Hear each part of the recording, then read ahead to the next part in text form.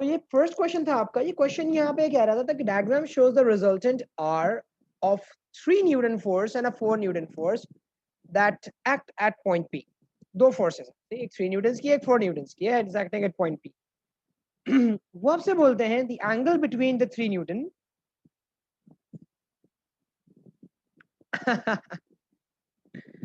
वो आपसे बोलता है भाई कि ये जो 3 न्यूटन और 4 न्यूटन की फोर्स है, सही, इसमें एंगल आपने वेरी किया है फ्रॉम 0 डिग्रीज टू 90 डिग्रीज। आपसे बोला जा रहा है कि ये बताइए which value of R is not possible, R की कौन सी वैल्यू पॉसिबल नहीं है, ये चीज हमें जज करनी है।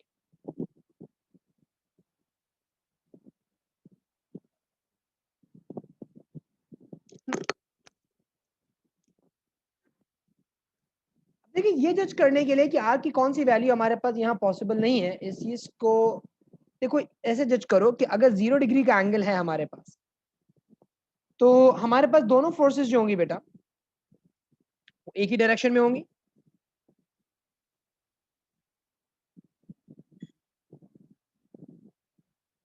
फोर न्यूटन और 3 न्यूटन दोनों एक ही डायरेक्शन में एक्ट कर रही होंगी। जब दोनों फोर्सेस एक ही डायरेक्शन में एक्ट कर रही होंगी तो लाजमी सी बात है इनका रिजल्ट कितना आएगा, ये आएगा 7 न्यूटन, जब एंगल 0 था। अब अगर एंगल 90 डिग्रीज हो जाता है इनके दरमियान में, भाई ये हॉरिजॉन्टल फोर्स 4 न्यूटन की, ये वर्टिकल फोर्स आपके पास 3 न्यूटन की, एंगल इनके दरमियान में हो गया है 90 डिग्रीज का। और अब आपसे बोला जा रहा है कि भाई आप रिजल्टेंट निकालें इसका। तो देखिए इसका रिजल्टेंट कहीं दरमियान में होगा ना, it will be somewhere in the middle. ये आपके पास रिजल्टेंट फोर्स होगी। तो अब आप अगर इसको निकालते हो, इसको आप पाइथागोरस थ्योरम से लगा सकते हो कि भाई आपके पास जो ये चीज है, सही, तो this force can be replicated over here, सही। तो ये 3 न्यूटन जब इधर रेप्लिकेट होगा तो ये 4 न्यूटन्स, ये 3 न्यूटन्स, और ये हाइपोटेन्यूज जो है ये आपका रिजल्टेंट है। You can find out the hypotenuse over here. तो यहाँ पे आप लगा सकते हो Pythagoras theorem, h square equals p square plus b square, f square equals to 4 square और 3 स्क्वायर। इसका आपने रूट ले लिया, सही। तो आप जब इसका रूट लोगे आपका आंसर आएगा 5 न्यूटन का। तो यहां से आपको एक बात का अंदाजा हुआ, आपको अंदाजा ये हुआ कि जनाब जब थीटा 90 डिग्रीज हो गया तो फोर्स हो गई 5 न्यूटन। मतलब जो वेरिएशन आपके पास आया from 0 degrees all the way to 90 degrees, आपकी फोर्स 7 न्यूटन से कम होते होते 5 न्यूटन में चली गई। तो रेंज जो है आपके पास वो 5 से 7 न्यूटन है। अब जो ऑप्शन इस रेंज से बाहर होगा वो रिजेक्ट हो जाएगा। तो अगर आप देखें ये जो 4 वाला है ये इस रेंज से बाहर है, मतलब 0 से 90 डिग्रीज का एंगल वैरी करते हुए ये पॉसिबल ही नहीं है कि आपके पास उन फोर्सेस का रिजल्ट 4 न्यूटन बन जाए, ये चीज पॉसिबल ही नहीं है। तो इस वजह से हमने यहाँ पे जो है वो अपना जो आंसर था वो ए सेलेक्ट किया।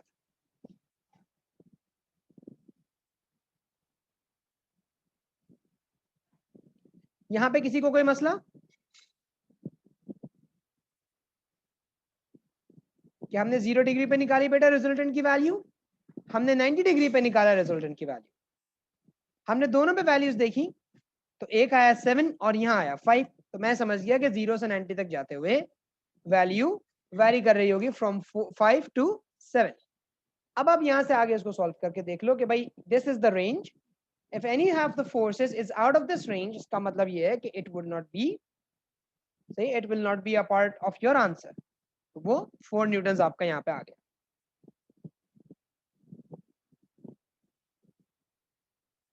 Now, question number 4. This was also a very beautiful question. बोलते हैं a car of weight 11,000 newtons moves with a constant velocity along a horizontal road. The driving force of 5,000 newtons acts on the car. What is the force opposing the motion of the car? Walaikum Assalam Musammad beta. What is the force opposing the motion of the car? अब देखो जो जो forces इसने बताई हैं मैं यहाँ पे मार्क कर देता हूँ। ठीक है बेटा खदीजा, ये आपके पास कार थी, ठीक है, इसका जो वेट था दैट इज 11,000 न्यूटन्स, ठीक है, उसमें से द ड्राइविंग फोर्स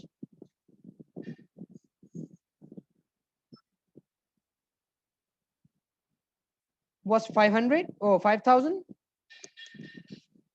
और लाजमी बात है there would have been a resistive force as well.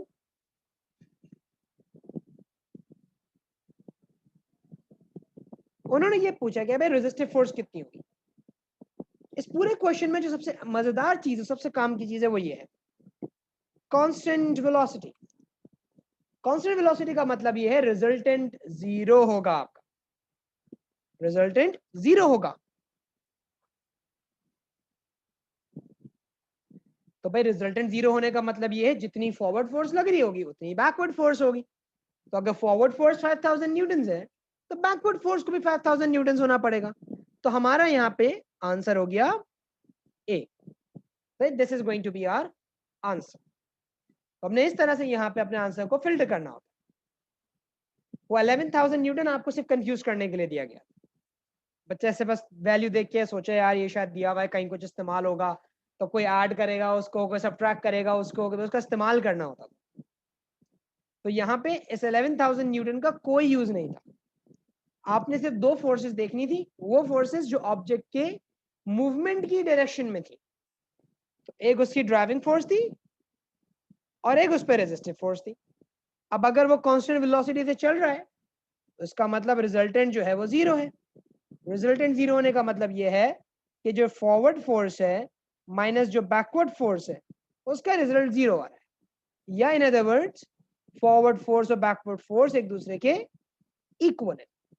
तो फॉरवर्ड फोर्स 5,000 की थी, बैकवर्ड भी आपके पास 5,000 होगा।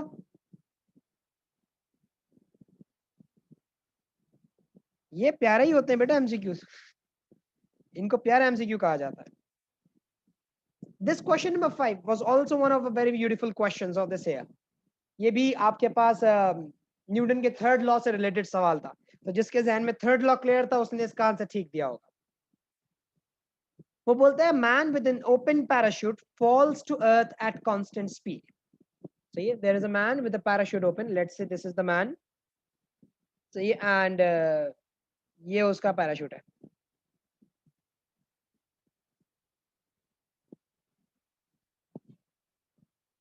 तो ये इसका पैराशूट आ गया।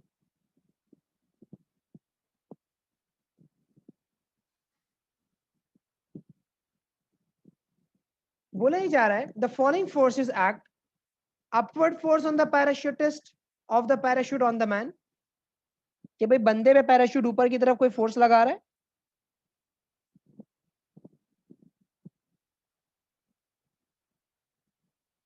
ठीक है, this is the force on the man by the parachute.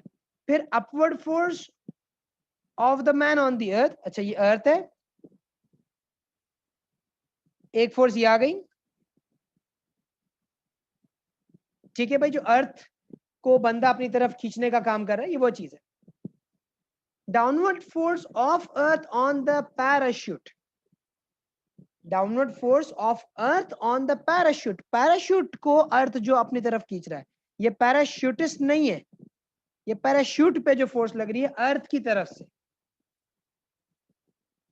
और फिर downward force of the man on the parachute, ये जो बंदा है वो पैराशूट पे कितनी फोर्स नीचे की तरफ लगा रहा है, दैट इज एस। अब ये चार फोर्सेस यहाँ आ गई। अब हमें यहाँ पे सेलेक्ट करना है कि भाई यहाँ पे जो Newton third law pair of forces है वो कौन सी है। चार बातें होनी चाहिए भाई यहाँ पे जो वैलिड होनी चाहिए। क्या होनी चाहिए भाई, इक्वल मैग्नीट्यूड, ऑपोजिट डायरेक्शन, ठीक है, फिर सेम टाइप, और फिर चौथी आपके पास जो होगी वो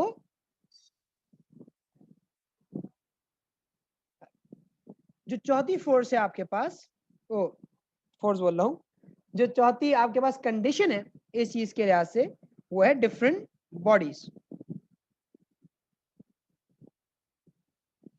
तो भाई अब सबसे पहले तो यहाँ पे देखा जाए ये चार कंडीशन में से फर्स्ट इक्वल मैग्नीट्यूड और ऑपोजिट डायरेक्शन। अच्छा ऑपोजिट डायरेक्शन में लाजमी बात है अपवर्ड अपवर्ड और डाउनवर्ड डाउनवर्ड वाले नहीं हो सकते, मतलब पी क्यू और आर एस का ऑप्शन तो रिजेक्ट कर दिया जाए। तो पहला ऑप्शन पी क्यू का था वो तो मैंने रिजेक्ट कर दी क्योंकि दोनों अपवर्ड थे, सब वाले पैदा नहीं होता। अच्छा फिर इक्वल इन मैग्नीट्यूड, तो ये इक्वल इन मैग्नीट्यूड होने के लिए अगर आपके पास ये कांस्टेंट स्पीड पे गिर रहा है तो बंदा सोच सकता है कि जितना बंदे का वेट है उतना ही उस पे पैराशूट पे एयर रेजिस्टेंस लगेगी। अच्छा पैराशूट की एयर रेजिस्टेंस यहाँ पे शो ही नहीं की गई, पैराशूट की एयर रेजिस्टेंस यहाँ पे है ही नहीं। ऑप्शंस क्या क्या है पी एंड आर। पी है upward force of the parachute on the man, parachute जो है वो मैन को कितनी फोर्स से ऊपर खींच रहा है। और आर है downward force of the earth on the parachute, जो अर्थ पैराशूट पे लगा रहा है वो। अच्छा ये देखो ये दोनों अलग अलग फोर्सेस है बेटा, ये सेम टाइप नहीं है। पी और R they not of the same type. क्यों? देखो जो अपवर्ड फोर्स पैराशूट लगा रहा है मैन पे ये कांटेक्ट फोर्स है, ये टेंशन की तरह है, वो खींच रहा होगा ना बंदे को ऊपर की तरफ। और जो डाउनवर्ड फोर्स अर्थ की तरफ से पैराशूट पे लग रही है, अब अर्थ की तरफ से लग रही है ना तो ये ग्रेविटेशनल फोर्स है, they not of the same type, they are of two different types. तो बी भी हमारा रिजेक्ट हो गया। सी देखते हैं पी एंड एस। पी है upward force of the parachute on the man, if this is the man, parachute man पे कितनी फोर्स लगा रहा है। और downward force of the man on the parachute, और बंदा पैराशूट पे कितनी नीचे फोर्स लगा रहा है। ये है action reaction pair of force. ये भाई टाइप सेम, दोनों कॉन्टैक्ट फोर्सेस हैं। बंदा पैराशूट को नीचे खींचने की कोशिश कर रहा है, पैराशूट बंदे को ऊपर खींचने की कोशिश कर रहा है, दोनों आपस में इंटरैक्टिंग बॉडीज के ऊपर लग रही है, मैग्नीट्यूड में इक्वल होंगी, डायरेक्शन में ऑपोजिट भी है, इसलिए आपका आंसर यहाँ पे सी हो जाता है। डी क्यों गलत है ये भी देख लो। क्यू और आर में क्या मसला है। क्यू है upward force of man on earth, बंदा दिस मैन ये अर्थ पे कितनी फोर्स लगा रहा है। इसका रिएक्शन बताओ क्या होना चाहिए था, अर्थ मैन पे कितनी फोर्स लगा रही है। मैन और अर्थ ये दो बॉडीज हो गई ना, फोर्सेस इन दोनों के लिहाज से होनी चाहिए कि भाई अर्थ मैन को कितनी फोर्स से नीचे खींच रही है, मैन अर्थ को कितनी फोर्स से ऊपर खींच रही है। इन दोनों के थ्रू अगर होता तो मैं सेलेक्ट करता, लेकिन आर क्या है, downward force of earth on the parachute, वो फोर्स पैराशूट पे चली गई। तो एक बंदे पे आई, एक बंदे की फोर्स आई, एक पैराशूट इस पे आ गई, अब ये अलग अलग हो गया। डाउनवर्ड है मसला उसका नहीं है, डाउनवर्ड बिल्कुल है, लेकिन इश्यू क्या है कि बेटा उन दोनों का आपस में नेचर सेम होना जरूरी है। और एक बॉडी अगर दूसरे पे लगा रही है तो दूसरी बॉडी उस पहले वाले ऑब्जेक्ट पे लगाए। मतलब अगर आपकी इंटरैक्टिंग बॉडीज जैसे मैन और अर्थ हैं तो मैन की फोर्स अर्थ के ऊपर, अर्थ की फोर्स मैन के ऊपर, इस तरह से चलना चाहिए। अगर मैन और पैराशूट था तो मैन की फोर्स पैराशूट पे, पैराशूट की फोर्स मैन पे। अगर पैराशूट और अर्थ था तो पैराशूट की फोर्स अर्थ पे और अर्थ की फोर्स पैराशूट पे, ये होंगे action reaction pair of force. तो जो इंटरैक्टिंग बॉडीज होनी चाहिए वो दो होनी चाहिए और दोनों सेम होनी चाहिए, दोनों फोर्सेस एक की वजह से दूसरे पे लग रहे हैं। क्यू और एस है upward force of man on earth, ठीक है, downward force of man on parachute नहीं मेरे बच्चे, देखो अलग अलग है, ये अलग अलग फोर्सेस है, एक मैन अर्थ पे लगा रहा है, एक मैन पैराशूट पे लगा रहा है, गलत है, तीन बॉडीज आ गई, दो बॉडीज लो। अगर क्यू होता upward force of man on earth ये, तो downward force of earth on man होना चाहिए, डाउनवर्ड फोर्स यह होना चाहिए था ऑफ अर्थ ऑन मैन, तो होता आपके पास। बेटा मैन पैराशूट पे तो अपनी कांटेक्ट फोर्स लगाएगा, अपना वेट नहीं लगाता, वेट तो अर्थ की वजह से उसके ऊपर आ रहा है। ये कह लो कि उसके वेट के बराबर की फोर्स पैराशूट पे वो एक्सर्ट कर रहा होगा नीचे खींचने के लिए, ये जरूर कह सकते हो। लेकिन weight is something which is acting on the man, और जो वो पैराशूट पे लगा रहा है that is some other force, but that force is equal to this weight force. वो वेट के बराबर जरूर है लेकिन आपका जो कह लोगे नेचर ऑफ फोर्स है ना वो डिफरेंट है, एक ग्रेविटेशनल है एक कांटेक्ट है। तो इस वजह से न्यूटन के थर्ड लॉ पे नहीं आएगी बात, वैल्यू में बराबर जरूर होगी लेकिन थर्ड लॉ के थ्रू नहीं रिलेट कर सकते। कांटेक्ट का मतलब होता है बेटा जब दो बॉडीज एक दूसरे के साथ जुड़ती है ना तो उसकी वजह से जो फोर्स पैदा होती है वो कांटेक्ट होती है। अब बंदा अगर नीचे खींच रहा है इस पैराशूट की चीज को तो वो उसके साथ टाइट हुआ हुआ था, अटैच हुआ हुआ था ना। जैसे अगर ये चीज है मैं इसको पकड़ के खींचना शुरू कर दूं तो ये कांटेक्ट फोर्स है। अब ये कांटेक्ट खत्म हो जाए फोर्स नहीं लगेगी आपके पास।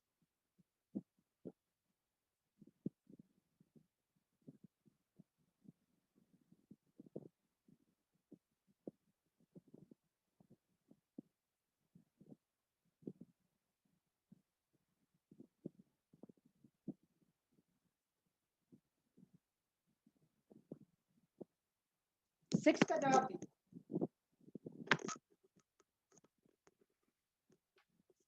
जी बेटा ये सवाल एक ही एयर के थे, अब ये एयर चेंज किया मैंने, वर्कशीट आपको इसलिए मैंने सेंड कर दी थी। सिक्स का जवाब दीजिए भाई, शाबाश।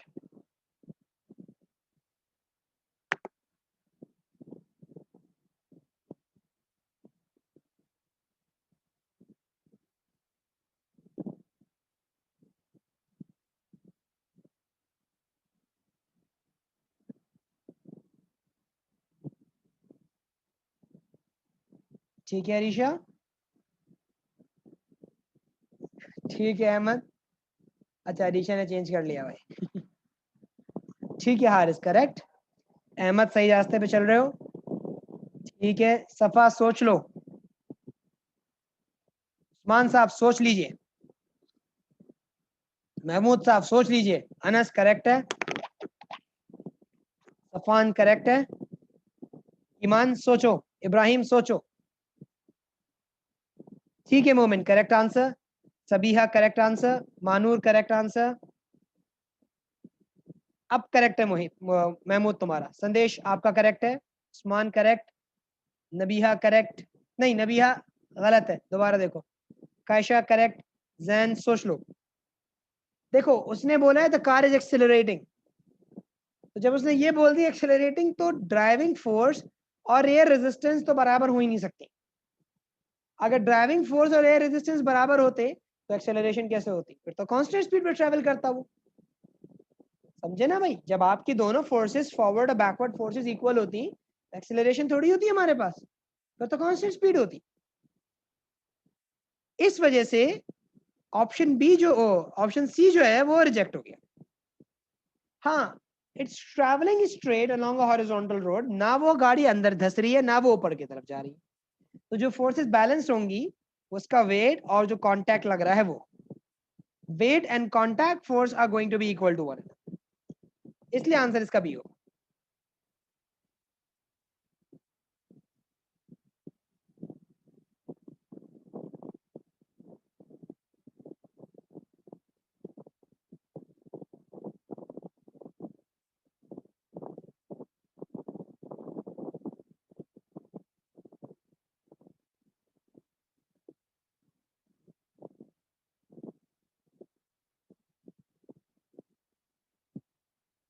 वैसे तो मुझे पूछना नहीं चाहिए, मुझे पता है आप लोग माशाल्लाह से इसमें बहुत अच्छे हैं, लेकिन फिर भी ऑप्शन नंबर टू जो क्वेश्चन नंबर टू जो है उसका मुझे जवाब बता दीजिए।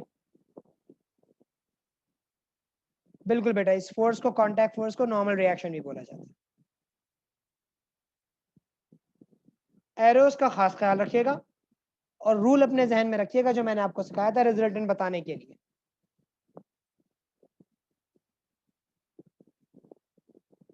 ठीक है हानिया करेक्ट, उस्मान सोच लो, Arisha correct, Rameen correct, Fatima correct, Nabiha सोच लो, अहमद साहब correct answer, Jawad correct, Iman सोचो, मोमिन सोचो, उस्मान फिर दोबारा सोचो, महम सोचिए, सफान करेक्ट, जैन सोचिए। बेटा देखो जब भी आपको याद रखना है ना रिजल्टेंट, हाँ सब अब तीनों करेक्ट, इब्राहिम, कायशा, जरिश, मैंने आपको बताया था रिजल्टेंट जो होता है ना वो कॉमन टेल से कॉमन हेड तक जाता है। मतलब आप एक वेक्टर के हेड पे अगले की टेल रखें और जो रिजल्टेंट बनाते हैं वो एक की टेल से अगले के हेड तक जाते हैं। तो भाई ये एक की टेल से अगले के हेड तक जाना है आपने।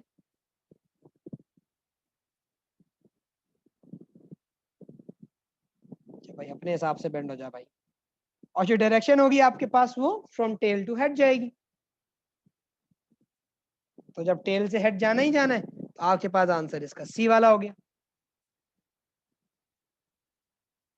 तो इन चीजों का थोड़ा सा ख्याल रखा करें। जो ए वाले थे वो ए वाले इसलिए गलत थे भाई, देखो फोर्स की डायरेक्शन तो देखो मेरे बच्चे, एक्स और वाई दोनों एक ही डायरेक्शन में जा रहे हैं ना।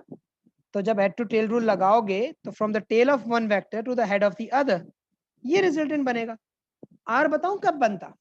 ए ऑप्शन तब होता जब आप एक्स को ऐसे अप्लाई कर रहे होते, वाई को ऐसे।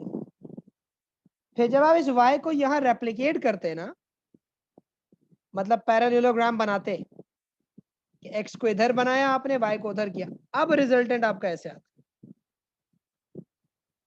अब आता आपका रिजल्टेंट ऐसे। डायरेक्शन ऑफ फोर्स मैटर करती है। और डी का मसला था, डी की डायरेक्शन गलत थी, डी की डायरेक्शन नीचे की तरफ आ रही। उसने मुझसे रिजल्ट मांगा था, तो रिजल्ट इस तरफ होगा, from tail of one to the head of the other.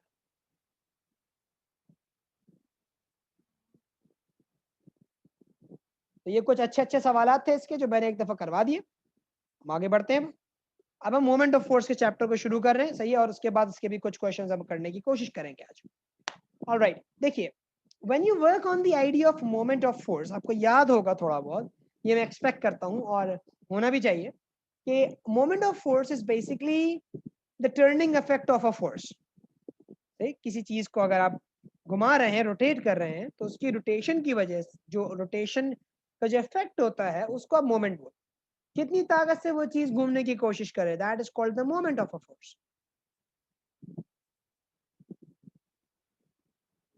बिल्कुल मेरे बच्चे, वहां मैं इससे पहले कुछ चैप्टर्स पढ़ा चुका हूँ, सभी है वो मैं बाद में करवाऊंगा मेरे बच्चे। तो भाई मोमेंट का जो फॉर्मूला होता है, जिसको आप दूसरे अल्फाज में टॉर्क भी बोलते हो, वो होता था force times perpendicular distance. Force times perpendicular distance, और परपेंडिकुलर डिस्टेंस की खास बात याद रखना बेटा, परपेंडिकुलर डिस्टेंस पिवट से मेजर किया जाता है हमेशा। जैसे यहाँ पे देखो, ये आपका पिवट है और ये आपने फोर्स अप्लाई की हुई थी, तो परपेंडिकुलर डिस्टेंस आपका from the pivot all the way to this force ये बन गया, जो आपकी रॉड की अपनी लेंथ थी। हाँ, अगर आप फोर्स को इंक्लाइन कर देते हैं तो अब ये जो रॉड की लेंथ है ये परपेंडिकुलर डिस्टेंस नहीं हुआ, that is technically wrong, it's not the perpendicular distance.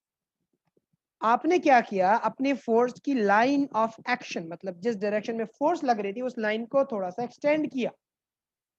जब आपने उस लाइन को एक्सटेंड किया, अब आपके पास ये जो डिस्टेंस आया है मेरे बच्चे, that is the perpendicular distance, ये है परपेंडिकुलर डिस्टेंस आपका।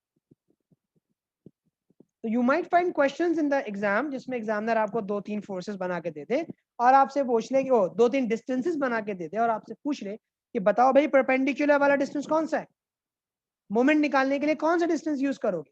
तो याद रखना वो डिस्टेंस यूज करना जो आपकी फोर्स की लाइन के साथ 90 डिग्रीज का एंगल बना रहा, और वो डिस्टेंस पिवट से मेजर हो रहा।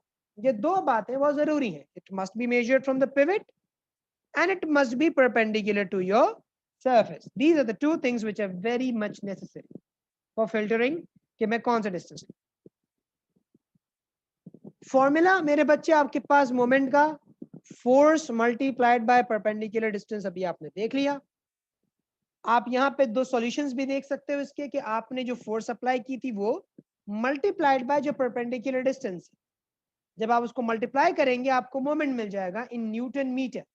न्यूटन मीटर इसलिए क्योंकि फोर्स न्यूटन में होती है, डिस्टेंस मीटर में होता है, तो आपके टॉर्क बन गया न्यूटन मीटर। तो आपके पास ये मोमेंट जो है वो कैलकुलेट हो जाएगा। आप जितना डिस्टेंस बढ़ाएंगे मोमेंट उतना ज्यादा इंक्रीज होता है आपके पास।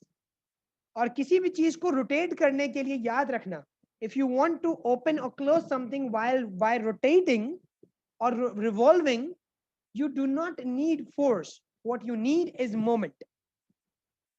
किसी चीज को अगर किसी पॉइंट के अबाउट घुमाना है या घुमा के ओपन करना है या क्लोज करना है ना, आपको फोर्स नहीं चाहिए होती, आपको मोमेंट चाहिए होती।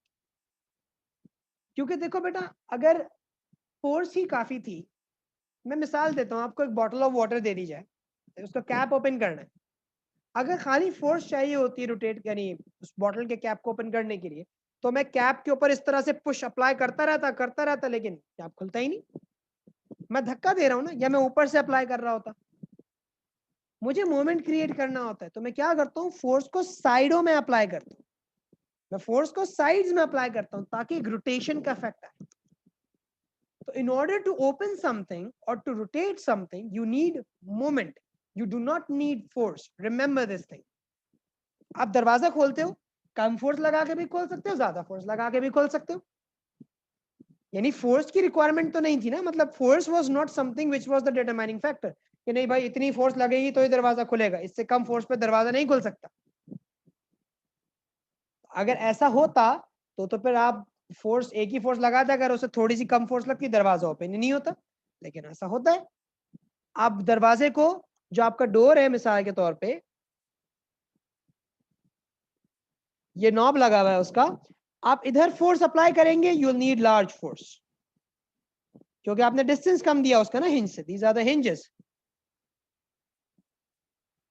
आप इधर फोर्स अप्लाई करोगे, यू नीड स्मॉल फोर्स। इसमें आपको कम फोर्स चाहिए, डिस्टेंस आपने बढ़ाया, आपको फोर्स की जरूरत कम लगी, और आपका जो डोर है वो रोटेट कर जाएगा। तो बताने का मकसद मेरे बच्चे यही है कि to rotate anything what is required is the moment. सही, it's not the force that you actually need. और बॉटल में पिवट कहाँ होगा? अगर ये बॉटल कैप है आपका, सही, तो जो इसका सेंटर होता है ना बेटा, वो आपका पिवट बनता है। आप एक फोर्स ऐसे लगाते हो, एक फोर्स ऐसे, और उसको ट्विस्ट करके आप कैप ओपन कर देते हो, तो जो सेंटर होता है ना कैप का, वो आपका पिवट बनता है।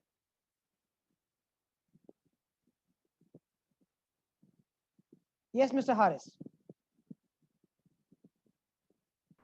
सर मेरा वो जो पिवट, जो परपेंडिकुलर डिस्टेंस वाला कॉन्सेप्ट था, मुझे अभी भी क्लियर नहीं है। आप वो दिखा सकते हैं कि परपेंडिकुलर डिस्टेंस हम कैसे मेजर करते हैं?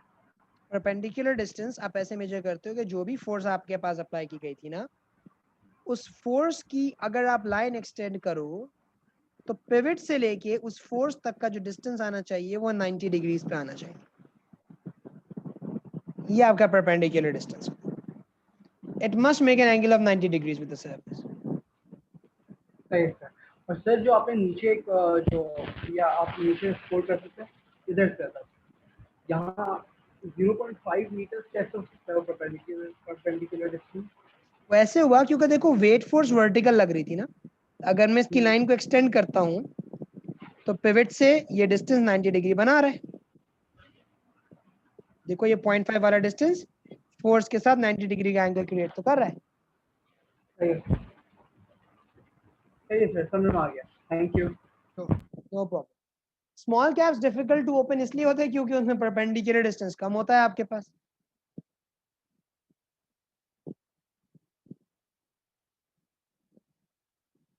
नट क्रैकर्स में क्या होता है कि आपने ये पिवट बनाया हुआ होता है, और बीच में यहाँ पे टीथ होते हैं जिसमें नट होता है। तो ये पिवट है, यहाँ पे आप फोर्स अप्लाई करते हो, तो आप एक मोमेंट ज्यादा क्रिएट करते हो। थोड़ी सी फोर्स अप्लाई करके आप अच्छा खासा मोमेंट क्रिएट करते हो।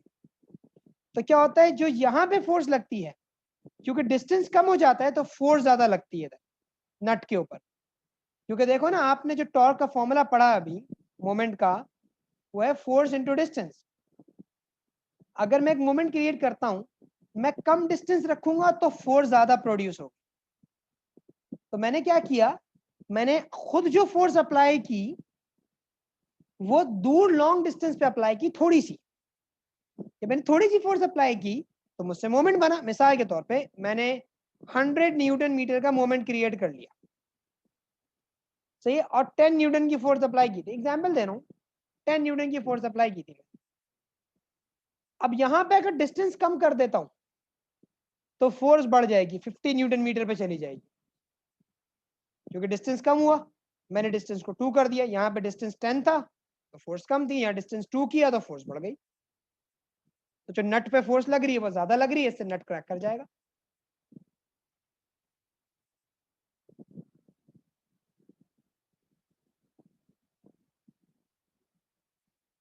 The principle is the longer the distance that you have, the lesser the force you will need. उतनी कम फोर्स आपको लगेगी. If you reduce the distance, the force will increase. आप डिस्टेंस कम करें, फोर्स बढ़ना शुरू हो जाएगी.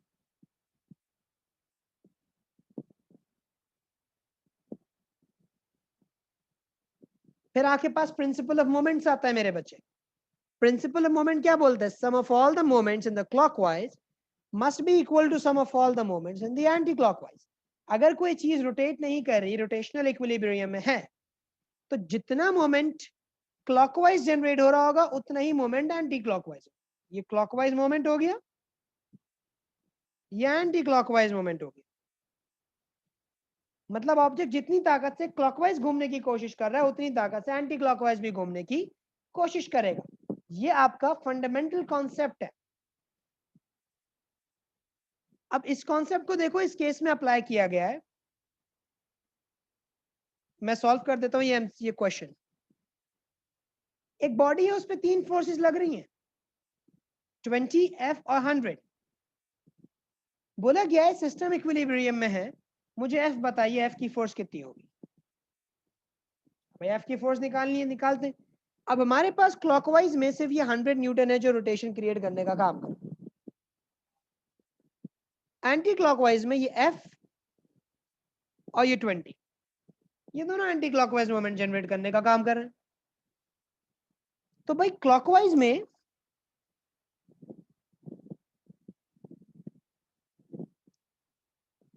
you have one force which is 100 newtons multiply by उसका डिस्टेंस 40 सेंटीमीटर. इसको आप चाहो सेंटीमीटर में भी यूज कर सकते हो, दोनों साइडों पे सेंटीमीटर रखना, आंसर गलत नहीं आएगा. ये मेरा क्लॉकवाइज मोमेंट हो गया. एंटी क्लॉक में मेरे पास 2 फोर्सेस हैं जो मोमेंट जनरेट कर रहे हैं, एक F और एक 20. F वाली फोर्स का डिस्टेंस 10 सेंटीमीटर. 20 न्यूटन वाली फोर्स का जो डिस्टेंस है वो कितना है? 20 न्यूटन वाली फोर्स का डिस्टेंस कितना है?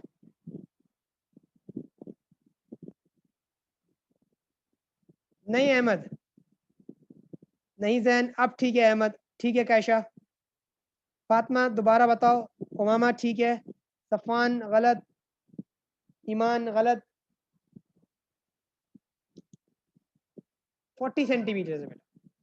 डिस्टेंस हमेशा याद रखिएगा, डिस्टेंस हमेशा पिवट से मेजर किया जाता है. ये डिस्टेंस यहां से था, सही. ये जो डिस्टेंस था आपका, ये 2 फोर्सेस के दरमियान का था 30.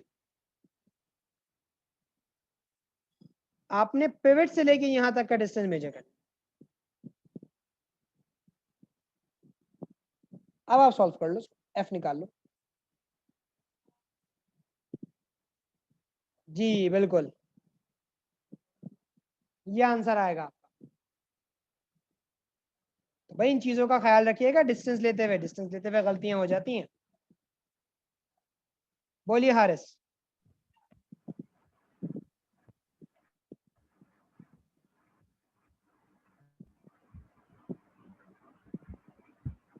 सर ये 20 है और ये F है, ये एंटी क्लॉकवाइज मोमेंट को रिप्रेजेंट कर रहा है ना? बिल्कुल. अच्छा ये मैं वो एरो से कंफ्यूज हो गया था, मुझे समझ में आ गया.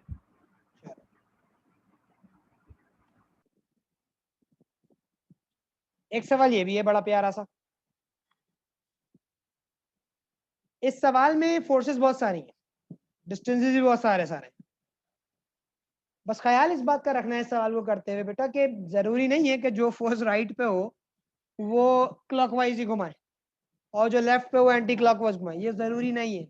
आप पहले खुद फिल्टर करो कि भाई कौन कौन सी फोर्सेस क्लॉकवाइज रोटेट कर रही हैं और कौन कौन सी फोर्सेस एंटी क्लॉकवाइज रोटेट करने का काम कर रही हैं. तो भाई क्लॉकवाइज डायरेक्शन में अगर मैं रोटेशन देखूं, I will start from the extreme left. तो सबसे पहले ये फोर्स है जो क्लॉकवाइज घुमाएगी. खुद देखो, इसकी जो फोर्स की डायरेक्शन है वो ऊपर की तरफ है, पिवट ये रहा. तो अगर एक ऑब्जेक्ट के ऊपर मैं यहां से फोर्स अप्लाई करता हूं तो वो इस तरफ घूमेगी, क्लॉकवाइज रोटेशन परफॉर्म करेगी. इसी तरह से जो F न्यूटन है, इसका भी एरो देखो ऊपर की तरफ है, ये भी ऑब्जेक्ट को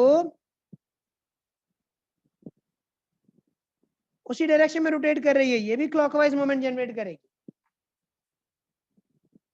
8 न्यूटन वाली फोर्स ये एंटी क्लॉकवाइज जनरेट करेगी,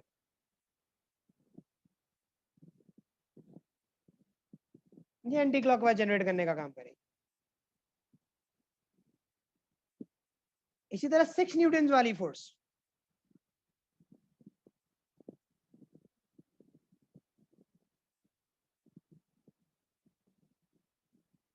इसकी डायरेक्शन भी एंटी क्लॉकवाइज वाली है।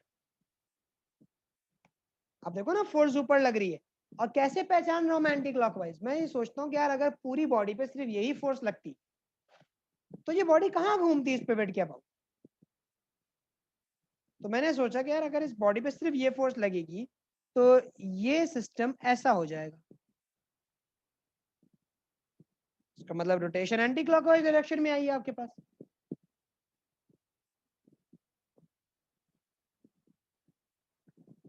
ये 10 न्यूटन क्लॉकवाइज है और ये 5 न्यूटन एंटी क्लॉकवाइज। अब मैं चाहूंगा कि आप लोग इसे सॉल्व करें। Clockwise equals anti clockwise. मैं एक पार्ट वो कर देता हूं। क्लॉकवाइज की एक फोर्स लेता हूं 2 न्यूटन की, सही। सबसे पहली फोर्स दिस वन 2 न्यूटन। इस 2 न्यूटन का जो डिस्टेंस है बेटा पिवट से वो 3 टाइम्स ऑफ एक्स है। एक एक्स 2 सेंटीमीटर का था तो ये 6 सेंटीमीटर का डिस्टेंस है यहां से।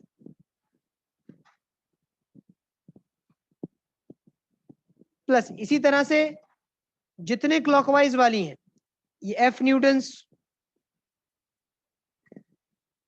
ये 10 न्यूटन्स जो दूसरी साइड पे मौजूद है सब क्लॉकवाइज, और एंटी क्लॉक के अंदर 8 6 5। अब आप इसको सॉल्व कर लीजिए।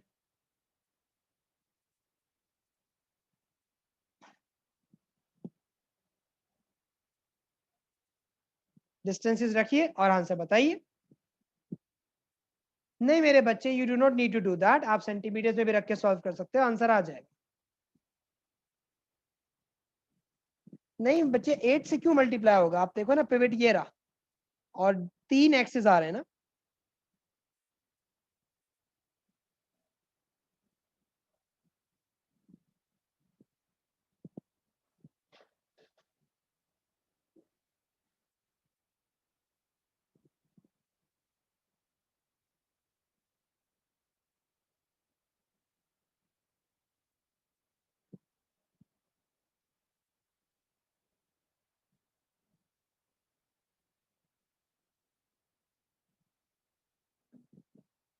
ठीक है भाई, शाबाश।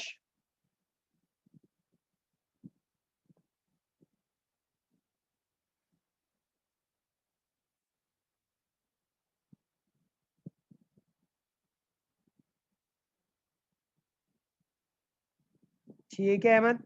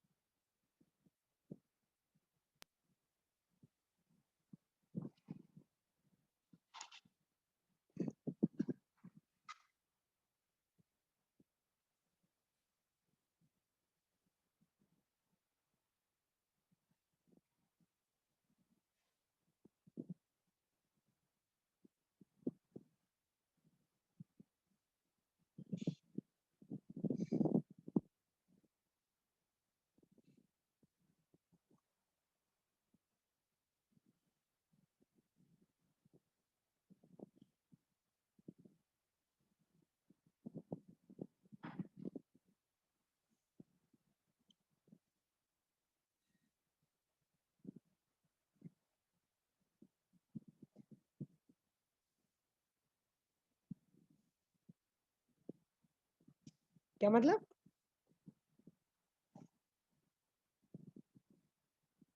10 को इक्वल टू के राइट साइड पे रखें और 8 को इक्वल टू के लेफ्ट साइड पे रखें। हो सकता है।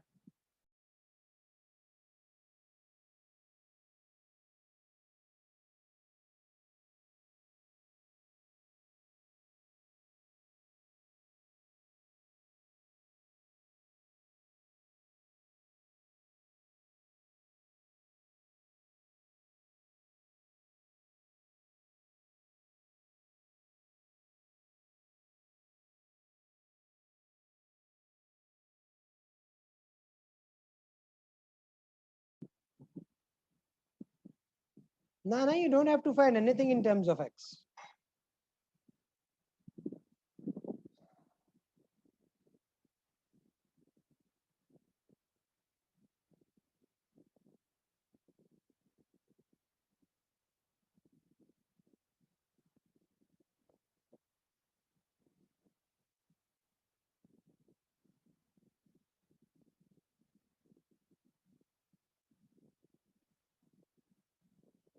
नहीं, नेट को क्या हो गया मेरा, अच्छा वाला चल रहा था।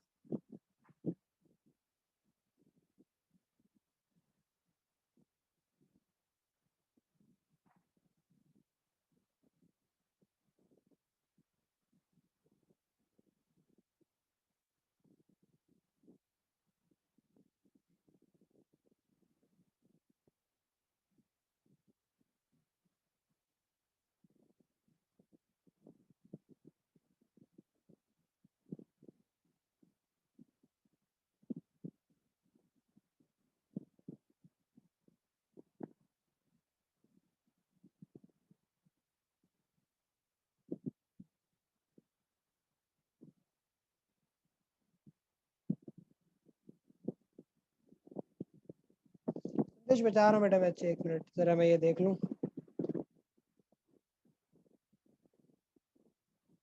I wasn't speaking at that time, so definitely you couldn't hear me.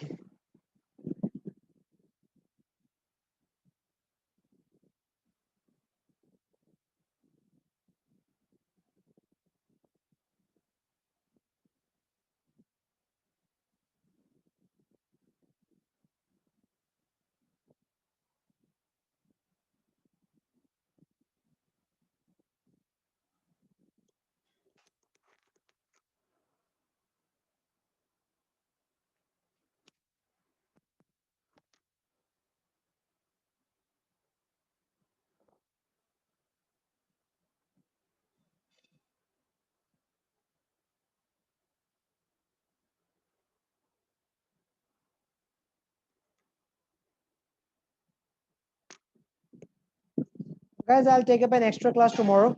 So yeah, I'll give you guys the timings. दोपहर में रख लूँगा या शाम में रख लूँगा, making sure no one has a clash. ये भी पता नहीं मेरे नेट को क्या हो गया, आईपैड स्क्रीन शेयर ही नहीं कर रहा है इसमें। ठीक है, तो इसी चीज़ से आगे की तरफ हम कंटिन्यू करेंगे। मुझे व्हाट्सएप पे मैसेज कर देना अगर किसी की कोई क्लास स्पेसिफिक होती है ना, तो उसके लिहाज से। ठीक है भाई, टेक केयर गाइस, ख्याल रखना अपना, अल्लाह हाफिज़।